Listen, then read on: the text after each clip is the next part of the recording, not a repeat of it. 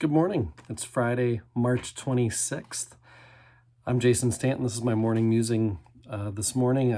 It's from a devotion in our Lenten devotional again and again from page 36, based in Jeremiah chapter 31, verses 31 to 34. The Reverend Lauren Wright Pittman writes, and I'm just reading part of it, "We can't seem to see past ourselves, neglecting our neighbor, and undoing creation. We repeat past patterns, and the low moments of history keep echoing again and again.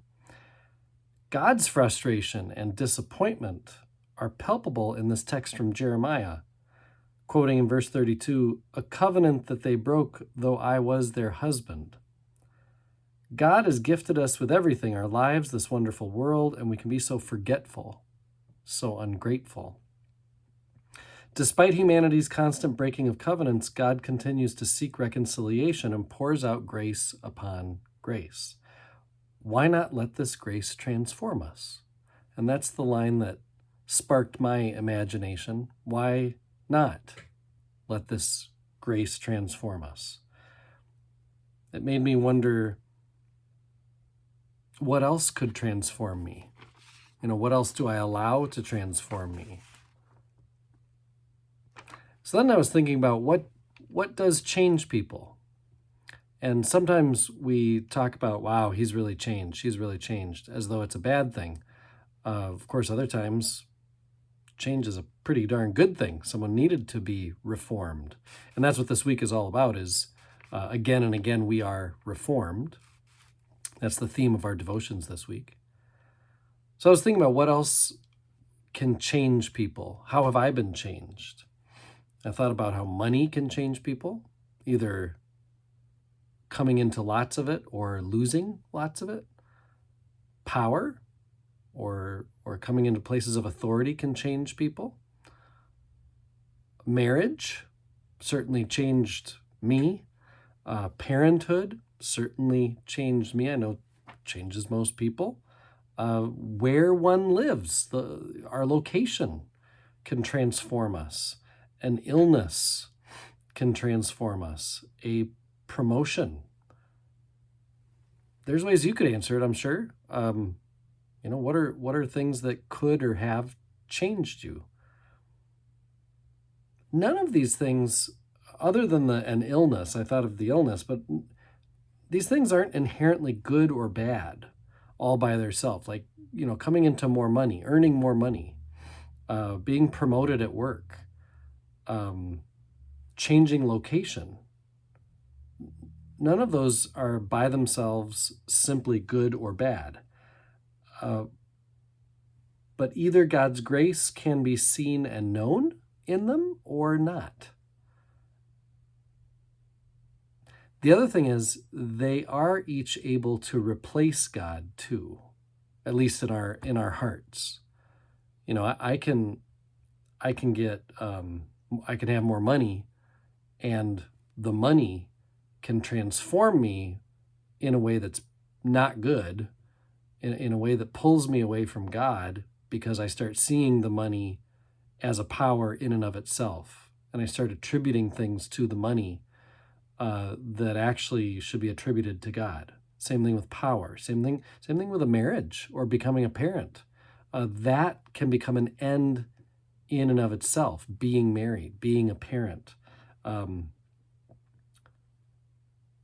That's the challenge, is to recognize the money for what it is, recognize power for what it is, recognize a marriage relationship or a parental relationship as grace. And when we see that the thing, whatever it is a gift, simply a gift from God, then the thing gets to remain in its place. And God remains God as the source of that gift. And once we see God as the source of all the things that we might call gifts, things that change us, perhaps for the better, seeing it as a gift is part of what changes us for the better, because gratitude flows. knowing that God is the gift giver rather than the gift itself becoming an end. That's how our hearts remain untwisted. And that's how God's grace remains written on our hearts. In Bible readers, we're reading Romans 4, 5, and 6, which talks about faith, hope, and then how does God make the transition happen for humanity from a people who are in the mode of Adam, still beholden to death, to being humanity in the mold of Christ, who are really destined for life.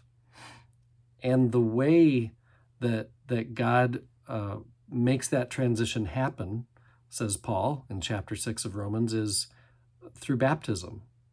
That there is and in that gift of grace, baptism isn't to be worshiped in and of itself.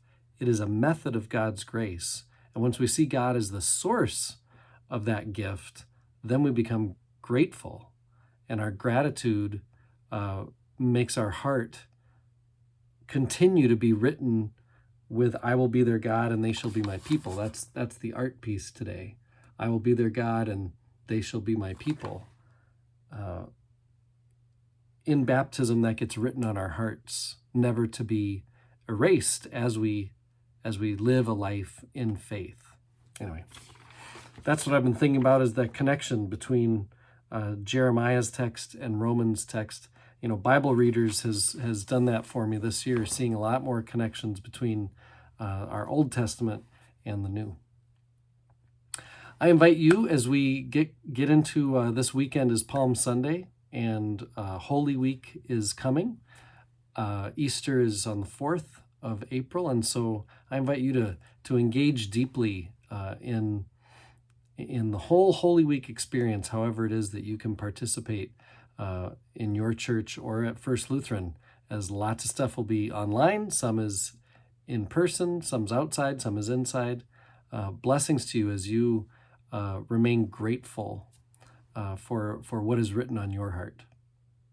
Keep faith alive.